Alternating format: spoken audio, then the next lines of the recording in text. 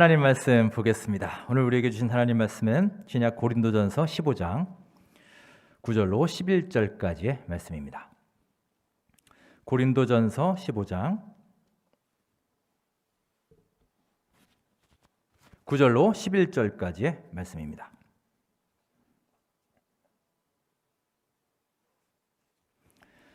예, 9절로 11절 우리 한 목소리로 합독하시겠습니다. 나는 사도 중에 가장 작은 자라. 나는 하나님의 교회를 박해하였으므로 사도라 칭함받기를 감당하지 못할 자니라. 그러나 내가 나 된 것은 하나님의 은혜로 된 것이니 내게 주신 그의 은혜가 헛되지 아니하여 내가 모든 사도보다 더 많이 수고하였으나 내가 한 것이 아니오 오직 나와 함께 하신 하나님의 은혜로라. 그러므로 나나 그들이나 이같이 전파하매 너희도 같이 믿었느니라. 아멘. 하나님 말씀입니다. 자, 여러분 반갑습니다. 2021년 한 해를 마무리하고 또 밝은 새해를 맞이하는 송구영신 예배로 함께합니다. 우리 주 하나님의 크신 은혜와 사랑이 예배하는 여러분과 저 모두와 함께 하시기를 간절히 바랍니다. 자, 우리 함께 우리 새해 인사 나누겠습니다. 새해 복 많이 받으십시오. 우리 인사할까요? 네, 새해 복 많이 받으십시오. 해피 뉴 이어. 하나님의 큰 은혜와 사랑이 넘치시기를 간절히 바랍니다.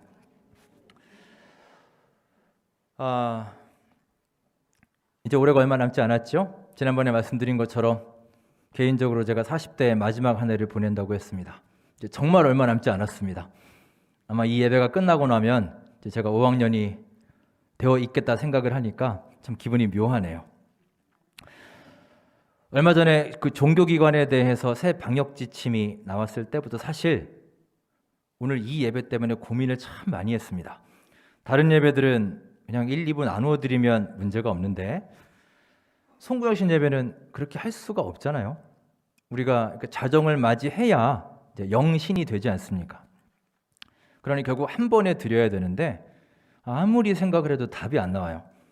그래서 이것을 어떻게 해야 되나 고민을 하다가 이번 기회에 다른 교회들을 쭉 한번 찾아봤습니다. 그러니까 왜 그 생각을 미리 못했는지 모르겠어요. 그랬더니 의외로 송구영신 예배를 1, 2부로 나누어서 드리는 교회들이 꽤 되더군요. 그러니까 큰 교회 같은 경우는 어차피 인원 수용이 안 되기 때문에 8시에 드리는 교회도 있고 9시에 드리기도 하고 이미 그렇게 시행들 하고 있었습니다. 그래서 이것도 내 편견이었구나. 그러니까 조금만 생각을 이렇게 넓히고 바꾸면 또 방법이 이렇게 있는데 너무나 기존 틀과 방식에 갇혀 있지 않았나라는 생각을 다시 한번 해보는 시간이었습니다. 한 해의 마지막 날에 우리는 다시 한번 하나님 앞에 느끼고 고백하게 됩니다. 여러분, 우리의 인생은, 내 삶은 모두 다 우리 주 하나님의 은혜입니다. 믿으십니까? 아멘. 어찌 2021년 올해만 그렇겠습니까? 참으로 우리의 하루하루 순간순간 인생 자체가 다 여호와 하나님의 은혜이고 인도하심이죠. 사도 바울이 오늘 본문에서 고백하는 내용이 사실 우리 교회와 여러분의 각 가정과 우리 자신, 개인의 고백이기도 합니다. 이렇게 오늘 고린도전서 말씀을 통해 2021년을 마무리하고자 합니다. 자, 먼저 사도 바울의 믿음의 고백을 함께 살펴보겠습니다. 우리 9절, 10절 말씀을 함께 읽겠습니다. 바울의 고백입니다. 시작. 나는 사도 중에 가장 작은 자라. 나는 하나님의 교회를 박해하였으므로 사도라 칭함받기를 감당하지 못할 자니라. 그러나 내가 나 된 것은 하나님의 은혜로 된 것이니 내게 주신 그의 은혜가 헛되지 아니하여 내가 모든 사도보다 더 많이 수고하였으나 내가 한 것이 아니오 오직 나와 함께 하신 하나님의 은혜로라. 아멘. 한마디로 말하면 나는 자격이 없는 자입니다 라는 뜻입니다. 즉 아무런 자격도 없는 나를 하나님이 불러주셨고 은혜를 주셔서 사도로 칭해 주셨습니다. 그래서 그는 고백할 수밖에 없는 거예요. 내가 나 된 것은 하나님의 은혜로 된 것입니다. 여기서 내가 나 된 것은 사실이란 표현은 아주 중요하면서도 흥미로운 표현입니다. 가만히 보면 앞에 있는 나와 뒤에 있는 나는 분명히 같은 사람이죠. 동일한 자를 지칭하는데, 그런데 존재론적으로 보면 완전히 다른 사람입니다. 그래서 사실 이 구절을 좀 더 명확하게 해석하려면 이 두 단어 앞에 괄호를 치고 한 단어씩을 더 넣으면 됩니다. 자, 화면을 보실까요? 자, 이렇게 됩니다. 여러분 큰 소리로 한번 괄호를 넣어서 읽어보겠습니다. 시작. 과거의 내가 오늘의 나 된 것은 하나님의 은혜입니다. 이해가 훨씬 잘 되시죠? 앞에 있는 나, 과거의 나는 예수 믿는 자들을 핍박하고 박해하고 살기 등등했던 청년 사울입니다. 그는 많은 사람들을 죽이면서도 전혀 죄책감이 없었어요. 스데반이 돌에 맞아 죽는 것을 보면서도 마땅히 여겼던 사람, 그런 과거의 나입니다. 그런데 그가 예수님을 만나고 완전히 다른 사람이 되었습니다. 이제는 복음을 위해 모든 것을 배설물로 여기고 예수님을 전하기 위해 평생을 바치는 사람이 되었습니다. 분명히 동일 인물인데 완전히 다른 사람이 되었습니다. 그런데 이러한 변화가, 즉 과거의 내가 오늘의 내가 된 것은 모두 다 하나님의 은혜입니다 라고 고백하는 것입니다. 어디 바울뿐이겠습니까? 이 시간 함께 하신 여러분도 저도 어제의 내가 오늘의 내가 된 것은 모두 다 우리 주 하나님의 은혜인 줄 믿습니다. 원래 저는 타고난 성격이나 성정으로는 일반적인 그 목회자와는 그리 잘 맞는 스타일은 아닙니다. 물론 목회자의 스타일이라는 게 딱 하나로 정해진 건 아니겠지만 기본적으로 저는 이렇게 여러 사람 앞에서 앞에 나와서 얘기하는 걸 별로 좋아하지 않아요. 그리고 막 20분씩 30분씩 이렇게 얘기를 잘 못하는 사람입니다. 또 애매모호한 상황들이 있죠. 이 사람 얘기를 들으면 이 사람 얘기가 맞는 것 같고, 또 저 사람 얘기 들으면 저게 맞는 것 같고, 저는 그런 상황들을 참 안 좋아합니다. 그런데 목회는 많은 사람들의 말을 들어야 되죠. 그래서 저는 제가 좋아하는 것이 어렸을 때부터 숫자였고 수학이었습니다. 숫자는 거짓말 안 한다. 수학은 하나로 딱 떨어진다. 이게 저의 생각이었죠. 저는 고등학교 때 이전에 말씀드렸던 그 사건, 제가 눈이 많이 아파서 실명 위기에 처했던 그 체험이 없었다면, 아마 지금 특별한 일이 없었다면 수학 교사가 되었을 가능성이 높습니다. 오직 저는 성적 외에는 관심도 없었고 항상 차갑고 어둡고 그랬던 저를 하나님이 변화시켜 주셨고 불러주시고 사용하셔서 지금의 저로 만들어 주셨습니다. 하나님이 다 만지고 다 뜯어 고치셔서 새롭게 개조하신 수준이에요. 저는 지금의 하루하루가 얼마나 행복하고 얼마나 감사한지 모릅니다. 고로 이 모든 것이 하나님의 은혜입니다 라고 고백할 수밖에 없습니다. 예전에 서울에서 사역할 때 한 40대 집사님 부부가 세 가족으로 왔습니다. 얼마 후에 그 집사님이 얘기를 하십니다. 이 두 사람은 어렸을 때 각각 다니던 교회에서 큰 상처를 받았다고 합니다. 그래서 결혼하기 전에 둘이 손붙잡고 약속을 했대요. 우리 절대로 서로에게 교회 가자는 말은 안 하기로 하자. 서로 다짐했다고 합니다. 그런데 이 부부에게 어린 딸이 있었는데 이 아이가 어느 날부터 병이 들어서 정확한 원인도 모르는데 계속 시름시름 앓기 시작을 합니다. 계속 병이 지속이 돼요.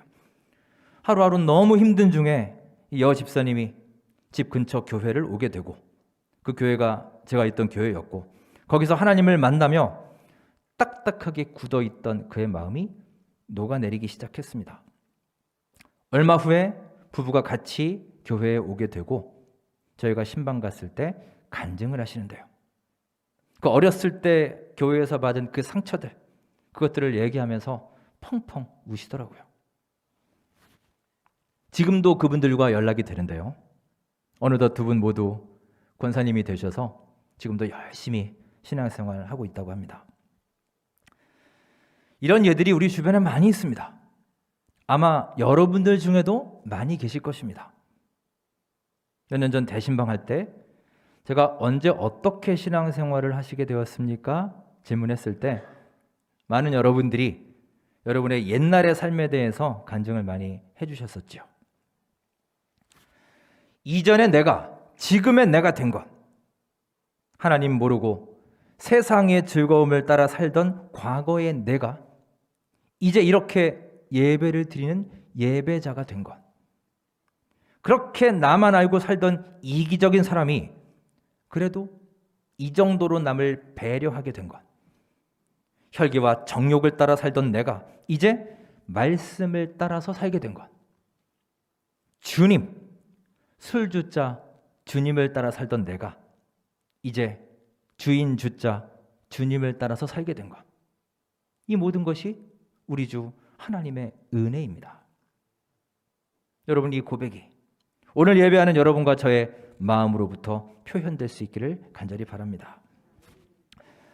오늘 우리가 결단 찬양으로 함께 하겠지만 올 2021년 한 해 대한민국 교회 전체에서 가장 많이 불렸고 또 가장 많이 사랑받은 찬양이 바로 손경민 씨의 은혜라는 찬양이라고 합니다.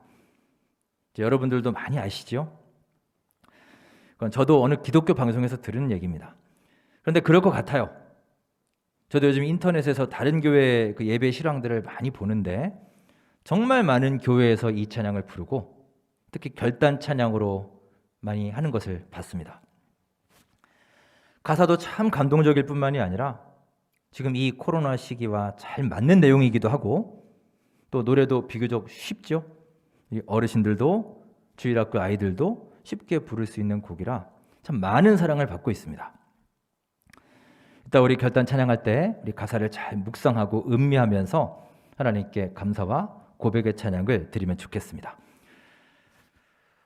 한 해를 마감하고 새해를 맞이하는 오늘 이 시간, 내 자신의 삶을 돌아보면서 이 사도 바울의 자리에 여러분 자신의 이름을 한번 대입해 보시기 바랍니다. 내가 나된 것은 과거의 박수연이, 지금의 박수연이 된 것은, 옛날에 누구누구가, 현재의 누구누구가 된 것은, 어제의 내가, 오늘의 내가 된 것은 모두 다 우리 주 하나님의 은혜입니다. 이 은혜의 고백 가운데 한 해를 잘 마무리하시는 우리 모든 원천교회 성도님들 될 수 있기를 주님의 이름으로 축원합니다. 자, 그런데 여러분, 또 하나의 중요한 사항이 있습니다. 모든 것이 하나님의 은혜입니다라는 고백은 정말 중요한 고백입니다. 하지만 이 고백이 끝이 아닙니다. 그 다음이 더 중요합니다. 바울은 이 고백으로 끝나지 않고요, 그 다음 단계로 나아가고 있습니다. 자, 10절 말씀을 우리 다시 한번 읽겠습니다. 10절 시작. 그러나 내가 나 된 것은 하나님의 은혜로 된 것이니 내게 주신 그의 은혜가 헛되지 아니하여 내가 모든 사도보다 더 많이 수고하였으나 내가 한 것이 아니요 오직 나와 함께 하신 하나님의 은혜로라. 아멘. 내가 나 된 것은 하나님의 은혜로 된 것입니다 고백한 다음에 그가 뭐라고 합니까? 내게 주신 그의 은혜가 헛되지 아니하여 라고 고백합니다. 만약 바울이 내가 나 된 것은 다 하나님의 은혜입니다 라고 고백하고 끝나버렸다면 어땠을까요?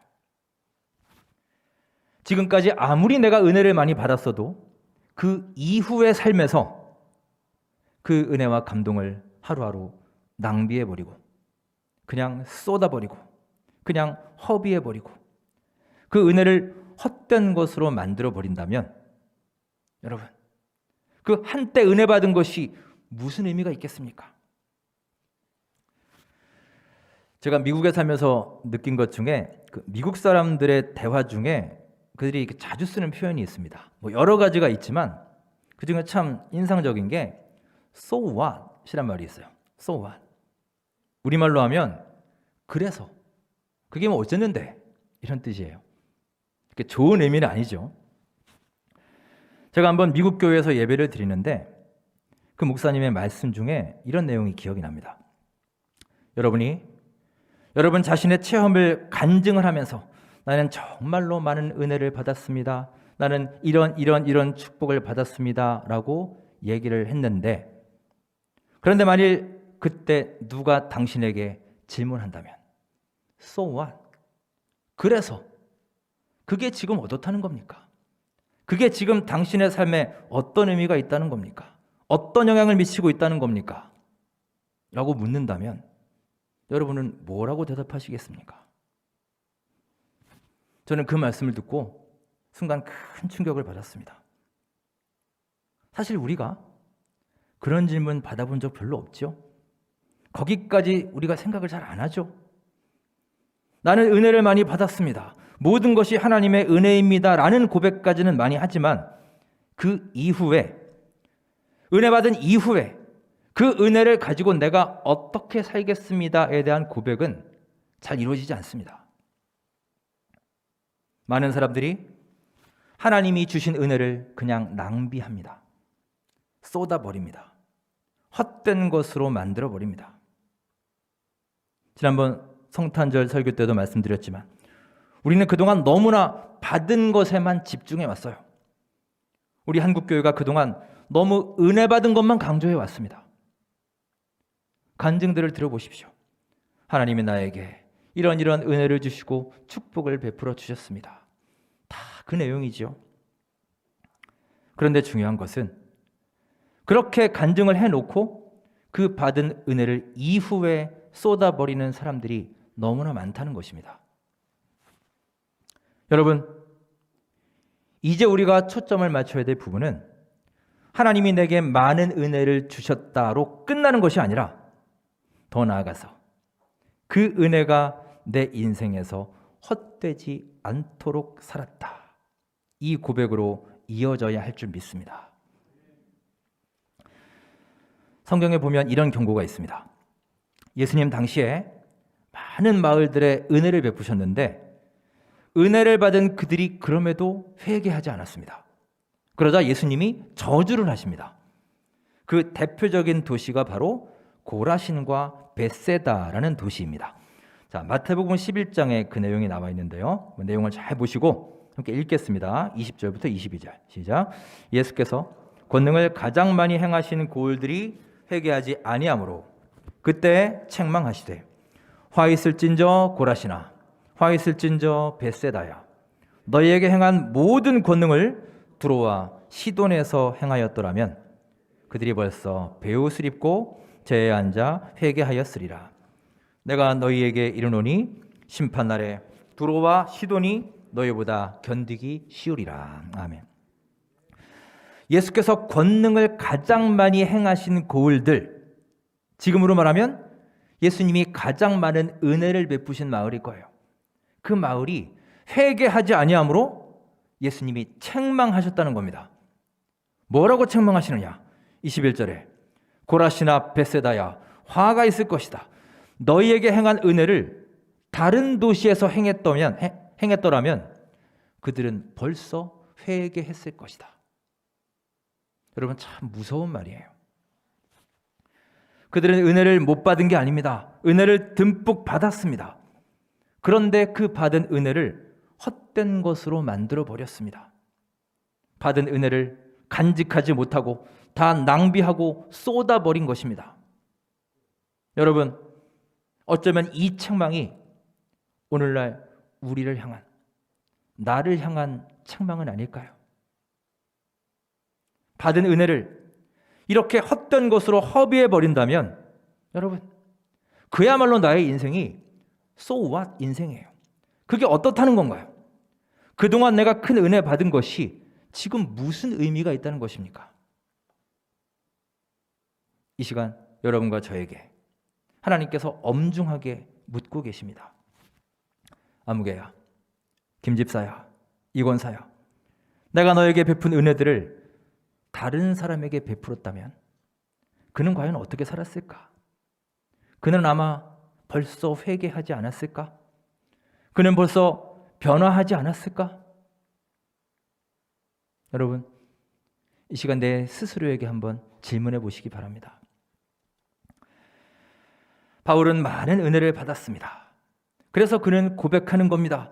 내가 나된 것은 하나님의 은혜로 된 것입니다. 그런데 그게 끝이 아니었습니다.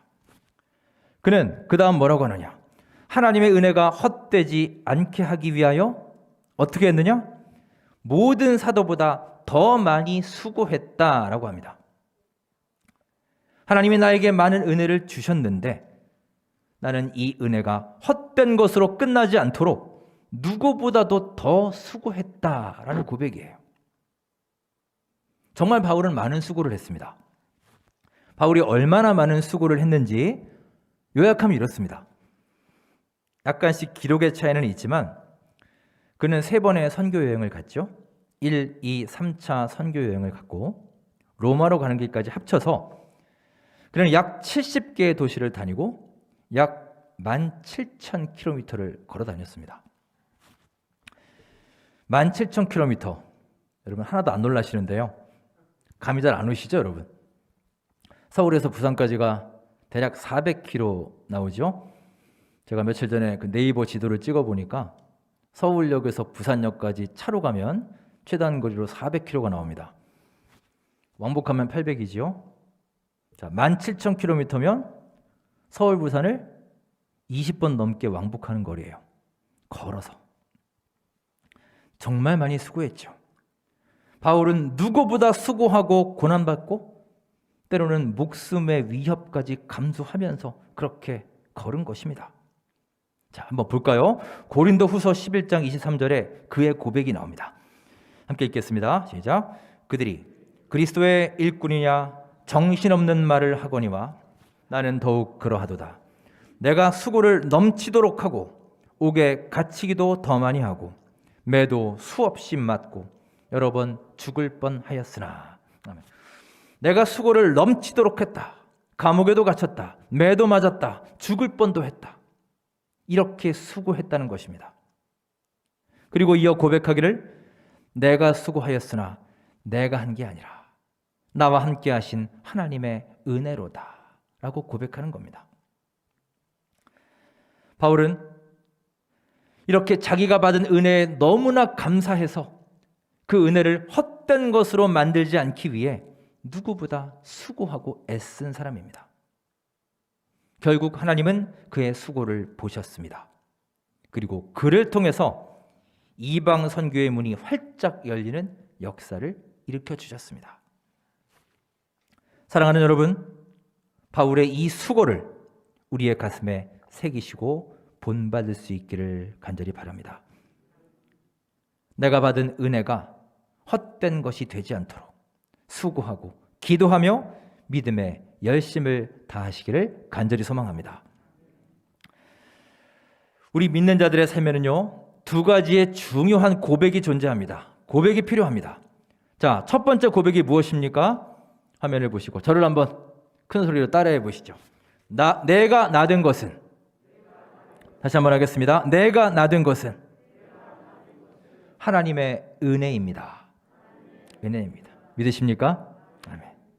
이 고백이 우리의 삶으로부터, 여러분의 입술로부터 적극적으로 표현될 수 있기를 간절히 바랍니다. 또 하나의 고백이 필요합니다. 2번째 고백이 무엇입니까? 자, 저를 따라해 보십시오. 주의 은혜가 헛되지 않도록 수고하고 몸부림치겠습니다. 아멘. 여러분, 올 한 해 받은 은혜가 얼마나 크십니까? 여러분 개인이 받은 은혜, 우리의 가정이 받은 은혜, 또한 우리 교회가 하나님께 받은 은혜가 얼마나 많습니까? 정말 찬양의 가사처럼 내 삶에 당연한 것은 하나도 없고 모든 것이 우리 주 하나님의 은혜인 줄 믿습니다. 하지만 여러분, 이 고백으로 정녕 끝나시겠습니까? 모든 것이 주님의 은혜입니다. 좋습니다. 그래서 이제 나는 어떻게 해야 되겠습니까? 그래서 새해에 나는 어떠한 삶을 살아야 하는지, 또한 어떠한 삶을 살아서는 안 되는지 이 시간 결단하시고 잘 생각하시기 바랍니다. 은혜 받은 사람은요, 끊임없이 스스로에게 물어야 됩니다. 이렇게 은혜를 많이 주셨는데 그러면 나는 이 은혜를 가지고 어떻게 살아야 하는가? 그리고 어떻게 살아서는 안 되는가? 은혜 받은 자가 살아야 할 삶이 있고 살지 말아야 할 삶이 있는 것입니다. 그 받은 은혜를 지켜나가기 위한 수고와 몸부림이 이 시간 여러분과 저에게 있기를 간절히 바랍니다. 제가 개인적으로 참 좋아하는 말이 있습니다. 이 말은 한 야구 선수가 한 말입니다. 자, 사진을 보여주시겠어요? 여러분 누군지 아십니까? 아마 야구 좋아하시는 분들은 잘 아실 겁니다. 아주 유명한 선수입니다. 미국 프로야구 메이저리그 역사상 최고의 마무리 투수이며 뉴욕 양키스라는 그 명문 구단의 살아있는 전설로 불리는 마리아노 리베라라는 선수입니다. 야구에서는 이 마무리 투수를 가리켜서 흔히 클로저라고 부릅니다. 문을 닫는 사람이라는 거예요. 팀이 리드하고 있을 때 마지막에 이 마무리 투수가 나옵니다. 그래서 그 문을 꽉 걸어 잠그는 거예요. 팀이 역전당하지 않도록. 그 팀의 리드를 지켜주는 수호신 같은 존재가 바로 이 마무리 투수입니다. 19년간 최고의 마무리 투수였던 그가 지난 2013년에 은퇴하면서 남긴 말이 있습니다. 자, 화면을 보시고 이런 말을 남겼습니다. 끝이 좋아야 시작이 빛난다 라는 말입니다. 끝이 좋아야 시작이 빛난다. 아주 짤막하고도 지극히 평범한 말처럼 들릴 수 있는데요. 하지만 여러분, 우리 삶을 보십시오. 시작은 참 좋았는데 잠깐 순간순간은 참 빛났는데 우리가 마무리를 잘못해서 그만 그 빛이 바래는 경우가 얼마나 많습니까? 우리의 모든 일도 업무도 그렇고요. 우리의 인간관계도 그렇습니다. 만남과 헤어짐도 그렇고 한 해의 마무리 역시 마찬가지입니다. 여러분, 끝 마무리를 잘 해야 그 시작도 이렇게 빛나는 것입니다.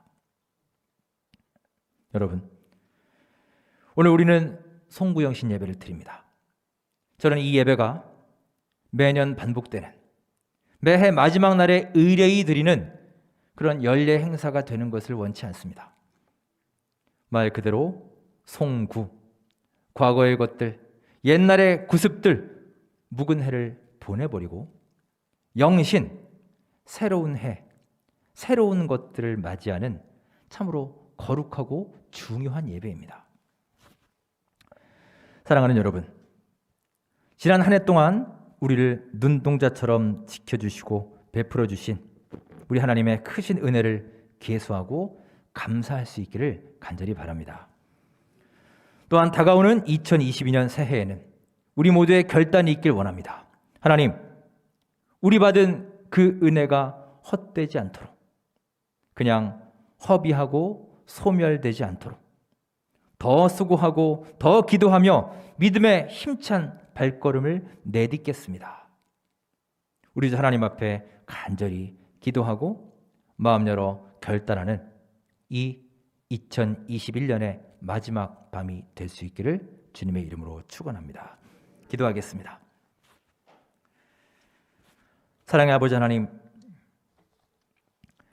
묵은 한 해를 마무리하고 밝은 새해를 맞이하는 송구영신 예배를 드립니다. 지난 한 해도 눈동자처럼 우리를 지켜주시고 커다란 은혜를 베풀어 주심에 감사를 드립니다. 그 받은 은혜를 언제나 기억하고 계수하며 감사의 고백 가운데 거하게 하여 주시옵소서. 또한 그 받은 은혜를 허비하고 쏟아버리지 않도록 하루하루 수고하고 기도하여 하나님의 베푸신 은혜가 헛되지 않은 은혜가 되도록 날마다 믿음의 성장을 이루는 우리의 삶이 되게 하옵소서. 새해에는 받은 은혜를 지키기 위해 어떻게 살아야 할지, 또한 어떻게 살지 말아야 할지 점검하고 고민하며 실천하는 성숙한 그리스도인들이 되게 하여 주시옵소서. 예수님의 이름으로 감사하며 기도드립니다. 아멘.